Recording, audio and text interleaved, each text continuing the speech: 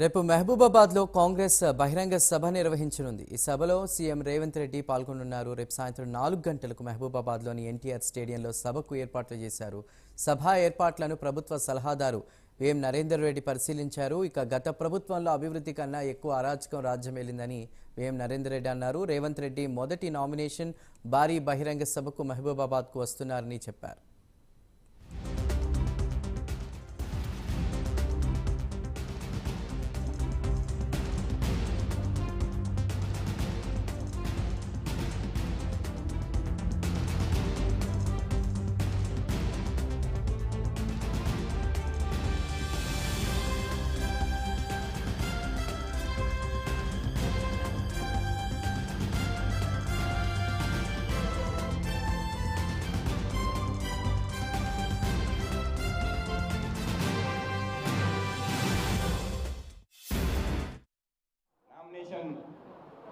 మా పార్లమెంట్ అభ్యర్థి మాజీ పార్లమెంట్ సభ్యులు బలరాం నాయక్ గారి మీద కొద్దిగా ముఖ్యమంత్రి గారికి ప్రేమ ఎక్కువ, మా అందరితో పాటు వారికి కూడా కొంచెం ప్రేమ ఎక్కువ. అందుకనే మొదట నామినేషన్ వేస్తానికి మొదటి ప్రోగ్రాంలనే మహబూబాబాద్ పెట్టుకున్నాడు. మహబూబాబాద్కు 19వ తారీఖు నాడు ఈవినింగ్ 4 o'clock వస్తున్నారు. ఇప్పుడే స్టేడియం చూసి వచ్చినాం.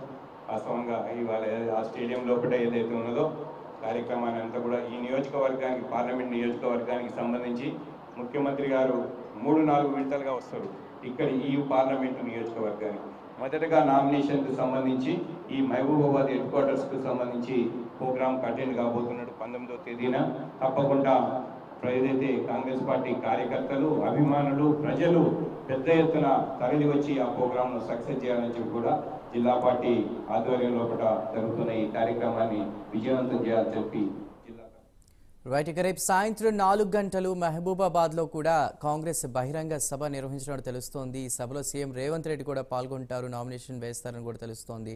పూర్తి సమాచారాన్ని మా ప్రతినిధి తిరుపతి అందిస్తారు. తిరుపతి, రేపు మహబూబాబాద్ లో సీఎం రేవంత్ రెడ్డి పర్యటించబోతున్నారు. పార్లమెంట్ ఎన్నికల ప్రచార సభలో పాల్గొంటారు. మహబూబాబాద్ కాంగ్రెస్ ఎంపీ అభ్యర్థి బలరాం నాయక్ నామినేషన్ వేసి నామినేషన్ కార్యక్రమంలో సీఎం రేవంత్ రెడ్డి, అతనితో పాటు ప్రభుత్వ సలహాదారు వేం నరేందర్ రెడ్డి, మహబూబాబాద్ పార్లమెంటు పరిధిలో ఉన్నటువంటి ఎమ్మెల్యేలు, ఇతర నేతలంతా కూడా ఈ నామినేషన్ కార్యక్రమానికి హాజరైన తర్వాత సాయంత్రం 4 గంటలకు మహబూబాబాద్ లోని ఎన్టీఆర్ స్టేడియంలో కాంగ్రెస్ పార్టీ బహిరంగ సభ నిర్వహించబోతుంది. ఈ సభ ద్వారా మహబూబాబాద్ పార్లమెంటు నియోజకవర్గానికి సంబంధించిన క్యాడర్ కు, ప్రజలకు కాంగ్రెస్ ప్రభుత్వం ఏం చేయబోతుంది, కాంగ్రెస్ ప్రభుత్వం ఈ 100 రోజుల పాలన ఎటువంటి పాలన కొనసాగింది, పార్లమెంట్ ఎన్నికల్లో ఎంపీ అభ్యర్థులను కాంగ్రెస్ పార్టీ వాళ్ళని గెలిపిస్తే రానున్నటువంటి నేపథ్యంలో 5 సంవత్సరాల పాటు కాంగ్రెస్ పార్టీ ఎటువంటి కార్యక్రమాలు తీసుకుంటే సంక్షేమ పథకాలు, అభివృద్ధి పథకాలకు సంబంధించి కూడా సీఎం రేవంత్ రెడ్డి చెప్పబోతున్నట్టు తెలిసింది. రేపటి నుంచి మే 11 వరకు సీఎం రేవంత్ రెడ్డి 50 సభలు, 15 రోడ్ షోల ద్వారా కాంగ్రెస్ పార్టీ ఎంపీ అభ్యర్థులు గెలిపే లక్ష్యంగా తెలంగాణ రాష్ట్ర వ్యాప్తంగా రేవంత్ రెడ్డి ఈ సభలను అడ్రస్ చేయబోతున్నట్టు తెలుస్తుంది. ఇప్పటికే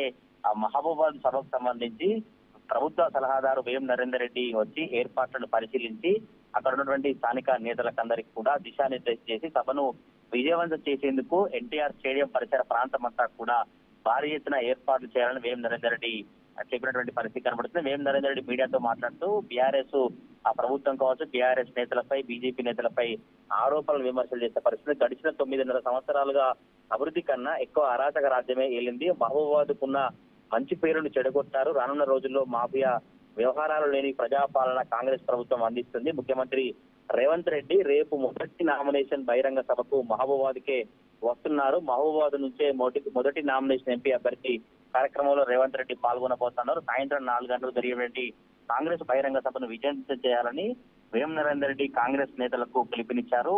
ఎంపీ బలరాం నాయక్ నేతృత్వంలో అక్కడ దగ్గరుండి ఏర్పాట్లు కొనసాగుతున్నటువంటి పరిస్థితి కనబడుతుంది. మహబూబాబాద్ పార్లమెంటు నియోజకవర్గంలో 4 ఉమ్మడి జిల్లాకు సంబంధించిన అసెంబ్లీ నియోజకవర్గాలు ఉంటాయి, 3 ఖమ్మం జిల్లాకు సంబంధించినటువంటి అసెంబ్లీ నియోజకవర్గాలు ఉంటాయి. 7 అసెంబ్లీ నియోజకవర్గాలకు సంబంధించి ఇన్ఛార్జ్ నేతలను నియమించి రేపు జరగబోయేటువంటి సభను విజయవంతం చేయాలని కాంగ్రెస్ నేతలంతా కూడా జోష్ లో కనిపిస్తున్నారు. రేపు సీఎం రేవంత్ రెడ్డి మహబూబాబాద్ లో ఎంపీ అభ్యర్థి బలరాం నాయక్ మహబూబాబాద్ కాంగ్రెస్ సభా వేదికగా ఏం చెప్పబోతుంది ప్రజలకు అన్న ఉత్కంఠ కొనసాగుతుంది. ఈ సంబంధించి అన్ని ఏర్పాట్లు కొనసాగుతా ఉన్నాయి.